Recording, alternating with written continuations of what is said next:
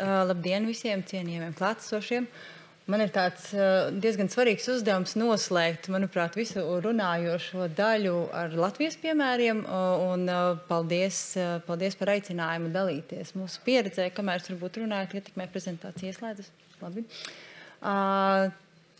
Paldies, dāmas, par jūsu brīnišķīgo stāstījumu par to, ko jūs jau dariet. Un tas ir tiešām ļoti milzīgs darbs, lai mēs aizsargātu savu mantojumu, lai mēs varētu lepoties katrā valstī ar to. Un mans nosaukums ir tātad, ja mēs vairāk šodien dzirdējām tieši par to, ko katrs varam darīt, kāda ir mūsu drošības gatavība dažādu risku un krīžu gadījumā, tad atceramies, ka mums ir vajadzīgi ne tikai šis 1%, bet mums ir vajadzīgi visi šie 99%, kas ir gatavi aizsargāt mūsu mantojumu.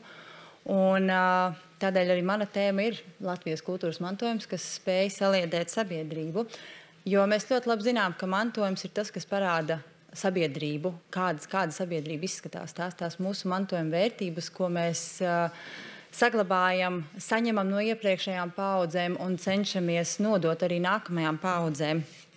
Un tieši atmiņu institūcijas, kas ir muzeji, arhīvi un bibliotēkas, ļoti labi apzinās to lomu un pilda šo nozīmīgo lomu gan mantojuma saglabāšanā un pētniecībā, gan arī tajā, lai izmantojot šo mantojumu varētu izglītot sabiedrību par šodien aktuāliem jautājumiem, runātu pat par problēmu jautājumiem, aktualizētu tādus neērtos jautājumus, kas skar mūsu pašu drošību, kas skar mūsu sašķeltību vai tieši otrādi saliedētību. Tātad atmiņu institūcijās ir šis, negribu teikt ierocis, bet atmiņu institūcijas varētu būt un ir šī platforma, kas spēj saliedēt sabiedrību un runāt arī par mantojumu gan miera apstākļos, gan arī militāru draudu gadījumā, jo mūsu īpašumos, mūsu kolekcijās ir piemēri no pagātnes, un izmantojot šos piemērus, mēs varam runāt par to, ko mēs nodosim arī nākotnē. Un muzeji, protams, ir viena no šīm atmiņu institūcijām. Tā kā es pārstāvu muzejus, tad, protams, es dalīšos vairāk ar muzeju piemēriem, ar dažiem no piemēriem, jo piemēri noteikti ir vairāk.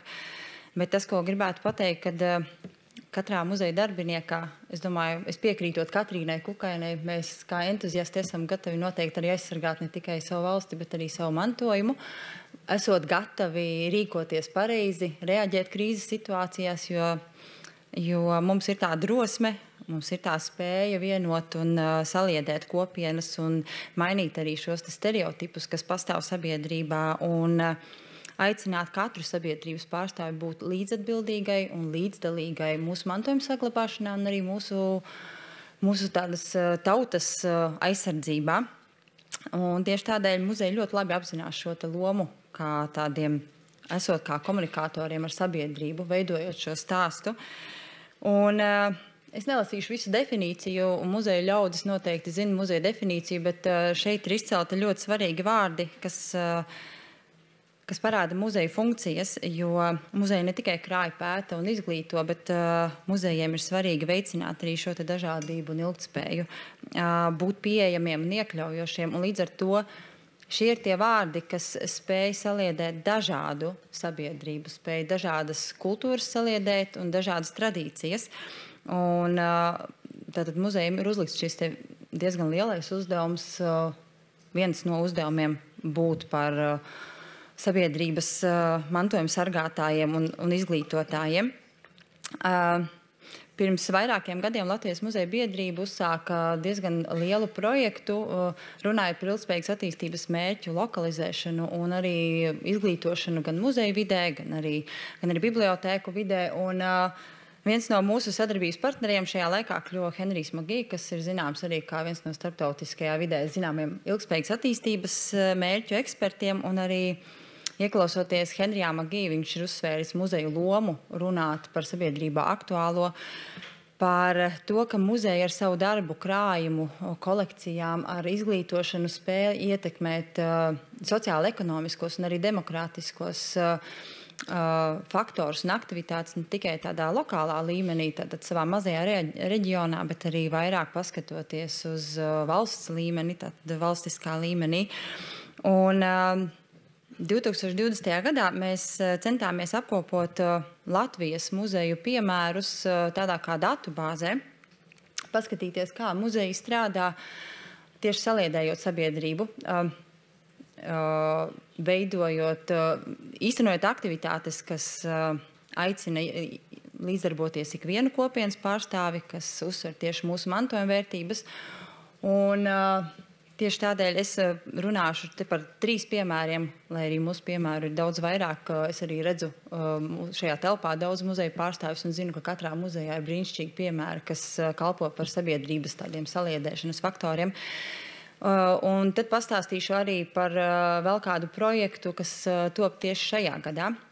Un kā jau jūs jūtat, manā gadījumā varbūt mēs mazāk runājam par militāriem draudiem, mēs mazāk runājam par tāda veida drošību, ko mēs esam jau šodien dzirdējuši, bet vairāk par pašu sabiedrības gatavību reaģēt, sabiedrības gatavību aizsargāt to, kas katram ir svarīgs, jo atbilstot tam, kad tā ir mana Latvija, un tas esmu es, kas Latviju sargā. Tātad par šiem piemēriem. Man ir 3 piemēri, un viens no pirmajiem ir Žaņa Lipkes muzejs, jo tas ir viens no muzejiem Latvijā, kurš ļoti drosmīgi runā par nērtām tēmām, lai arī šis te profils ir vairāk skatoties uz ebreju vēsturi, uz to, kā mēs skatāmies uz holokausta vēstures skaidrošanu, bet tajā pat laikā Lipkes muzejā ļoti drosmīgi aicina runāt arī par šodienas svarīgiem jautājumiem, par tiem, kas reizēm šķeļ mūsu sabiedrību, lai cik to negribētos pieminēt vai atgādināt, bet tā tad aicina kopā dažādās valodās runājošus cilvēkus, krievu valodā runājošus cilvēkus, latviešu valodā runājošus jauniešus, lai kopīgi runātu par mūsu vērtībām, par to, kas mūs nevis šķeļ, bet par to, kas mūs drīzāk vieno, jo tās ir tās mūsu kopējās vērtības, dzīvojot vienā valstī. Un nevelti Lipkes muzejs ir saņēmis arī starptautisko Keneta Hudsona balvu, kas atzīst šo institucionālo arī drosmi runāt par sabiedrībā nērtiem jautājumiem. Un noteikti ir vērts sekot līdzi arī aktivitātēm, ko organizē Lipkes muzejs ar fórumu Riga Talks. Tātad šajā nedēļas nogalē ir kārtē, ja nemaldos, 5. fórums, kas tieši akcentē tieši sabiedrības atmiņu un vēstures politiku, tas, kā mēs paši veidojam sabiedrībā savu atmiņu. Un tas jau arī saistīts ar mūsu tādu spēku, vai tieši otrādi ar mūsu vājumu, vai mēs varam paskatīties uz tām mūsu ikdienas problēmām. Otrs muzejs, ko man gribētos pieminēt, ir Latvijas Nacionālais mākslas muzejs, kurš sabiedrības saliedēšanai izmanto mākslu. Māksla kā avots, kas spēj ne tikai mums dot mieru un baudījumu, bet māksla kā avots, lai mēs satiktos ar dažādām kopienām, ar dažādām sociālām grupām un iesaistītu ikvienu sabiedrības pārstāvi kultūras dzīvē, komunicētu ar to un līdz ar to arī izslēgtu iespēju, kad šie cilvēki vai šīs cilvēku grupas nebūtu par kaut ko informēti. Protams, te ir nosaukti pāris piemēri, ko mākslas muzejs dara, gan ar brīvprātīgo darba programmu, aicinot savā vidē darboties seniorus, neļaujot viņiem palikt vieniem pašiem mājās vai varbūt tieši nododot viņu zināšanas, gan jauniešu klubs, kas savukārt ir jaunā paudze. Bet īpaši uzrunājošas ir šīs 2 programmas, ko es esmu uzrakstījis. Tātad programma, kas ilgst jau vairākus gadus, nāca muzejā. Un tā visizteiktāk parāda, kā muzejs spēj saliedēt sabiedrību, jo kopā aicina skolēnus no vispār izglītojošām iestādēm darboties kopā ar skolēniem, kuri ir no vispār izglītojošām iestādēm ar dažādām sociālām vai veselības problēmām. Tātad ir iespēja iemācīties empātiju, cieņu pret otru cilvēku, neskatoties uz dažādiem trūkumiem, jo mēs visi esam viena sabiedrības daļa. Un otra nodarbība, kas noteikti ir jāmin, un man pašai tāds liels patīkams prieks bija ieraudzīt šo nodarbību mākslas muzeja programmu listē, ir programma par vārdiem ir nozīme, un tā ir akcentēta tieši uz jauniešiem. Nav jau noslēpums, ka jaunieši ir mūsdienu aktīvā daļa. Tie ir tie, kas nebaidās runāt atklāti, viņi ļoti aktīvi seko līdzi, kas notiek pasaulē, viņi ļoti aktīvi ir gatavi sekot, diskutēt par notikumiem, tāpat Ukrainā, notikumiem Izrēlā un tā tālāk. Arī tam, kas notiek Amerikā, jaunieši ļoti ātri iegūst šo informāciju. Bet tajā pat laikā mums ir jāskatās, kā viņi uztver šo, vai šī informācija tiek izvērtēta kritiski arī viņu pusē. Un tad Mākslas muzejs ar šādu programmu spēja aktualizēt tādus jautājumus kā karš un miers, gan dekolonizācija, gan rasisms, tolerance.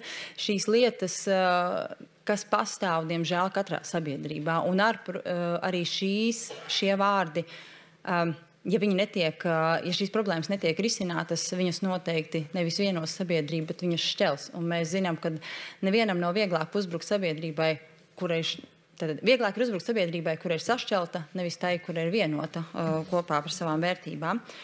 Un trešais piemērs šajā manā piemērā ir Imanta Ziedoņa muzejs, kurš izmanto mantojuma vērtību tādu apkopošanu, vienojot dažādas kopienas un vienojot dažādas paudzes. Skatoties, kā apējot, izejot cauri dažādiem, konkrētam Latvijas reģionam, var apvienot kopienas, kas tur dzīvo vairākus gadus un kas varbūt savā starpā nav komunicējoši, bet ejot cauri šiem stāstiem, uzrunāt viņus, dalīties pieredzē, dalīties stāstos. Tātad arī šis ir viens no tiem piemēriem, kā vienot gan vairākas paudzes, gan arī vairākos reģionos dzīvojošus cilvēkus. Tā kā, man liekas, ir ierobežots, es vienkārši runāju ātri, lai paspētu. Un šis ir pēdējais, ar ko man gribas dalīties, jo pagājušā gada beigās Latvijas muzeja biedrība kopā ar Latvijas bibliotekāru biedrību, ar UNESCO, Latvijas Nacionālo komisiju un ar British Council pārstāvniecību Latvijā izveidoja projektu, kurā mēs sadarbojamies jau starp nozaru tādā veidā. Ne tikai muzeji vieni paši, ne tikai bibliotēkas vienas pašas, bet mēs sējam kopā visas atmiņu institūcijas un mēs skatāmies arī tālāk un plānojam izveidot vēl spēcīgāku šo te savienību. Bet kopā ar British Council mēs izveidojām apmācību programmu tieši muzeja, arhīvu, bibliotēku un galeriju speciālistiem, kā pēc iespējas veiksmīgāk, profesionālāk strādāt, lai uzrunātu vietējās kopienas, jo visas šīs atmiņu institūcijas konkrētajā reģionā ir galvenie centri, galvenās platformas, lai stiprinātu to vietējo kopienu. Un šī projekta rezultātā mēs saņēmām 3 brīnišķīgus projektus, kas šajā gadā tika īstenoti, un principā pagājušā nedēļa un šī nedēļa ir šo projektu gala rezultāts. 3 atmiņu institūcijas, kas izmantoja tieši savu pamatu, mēģināja saliedēt savā apkārtnē dzīvojošās kopienas, un ļoti bieži ir runa par dažādās valodās runājošiem cilvēkiem, par dažādām tradīcijām. Pirmais no tiem ir Rotko muzeja jauniešu klubs, kas ir gājis līdzīgu ceļu, kā iet Latvijas Nacionālais Mākslas muzejs ar jauniešu piesaisti, bet šajā gadījumā vieta ir Daugavpils. Tā ir pilsēta Latvijā, kurā ir ļoti daudz krievvalodā runājošu cilvēku, un jaunieši, kārtējo reizi gribēs teikt, ka jaunieši ir ar mazākiem aizspriedumiem, un viņus ir daudz vieglāk sasaukt kopā un izmantojot tieši laikmetīgo mākslu kā tādu vienojošo faktoru, runāt arī par mūsdienās aktuālām lietām kā demokrātija, tolerance, vienlīdzība. Un tad, Rotko muzeja jauniešu klubs šonedēļ noslēgs savu projektu, un ir lielisks piemērs, kā sajiet kopā jaunieši, kas runā dažādās valodās. Otrs piemērs, kas noslēdzās pagājušajā piekdienā, ir fotostāsts manai kopienai, kur piedalījās Jūrmalas bibliotēka, galerija Dubultu mākslas stacija Dubulti, plus vēl Kauguru sociālais dienas centrs. Tātad šeit tika piesaistīti jaunieši, kas ikdienā jūtas sociāli atstumti, kuriem varbūt ir pilnīgi citas intereses, kuri reizēm jūtas nesaprasti. Un šīs atmiņu institūcijas, izmantojot fotografēšanu, uzrunājot jauniešus, izmantot savus mobīlos telefonus liederīgām lietām kā fotografēšanai, 4 aktivitātēs sasauca kopā dažādus jauniešus, izveidoja izstādi, kuru pagājušajā piekdienā tad atklāja Kauguru bibliotēkā, un pēc tam viņa ceļos pa dažādām pašvaldībām, parādot šo iecietību un sociālo vienlīdzību starp dažādām skolēnu grupām. Un trešais projekts ir Kaimiņš vēsture kaimiņš pagalms vēsture. Vēl viena pilsēta, kurā procentuāli ir daudz krievu valodā runājošu cilvēku, un ir tradīcijas, kas varbūt liekas viņiem nesaprastas.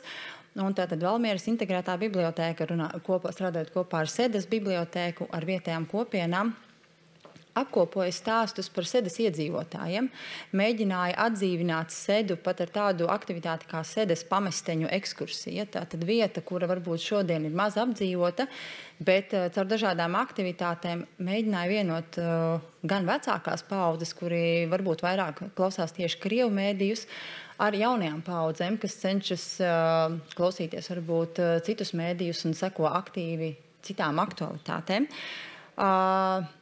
Tādēļ, noslēdzot savu īso prezentāciju, es tiešām vēlos vēlreiz pateikt, ka muzeji viennozīmīgi spēja pildīt šo te lomu, lai vienotu sabiedrību ar saviem izteiksmes līdzekļiem, ar savu krājumu, ar savu pētniecību un šiem entuziastiskiem cilvēkiem, kas, es domāju, ir gatavi arī pievienoties šiem 99% un aizsargāt Latviju. Paldies par uzmanību!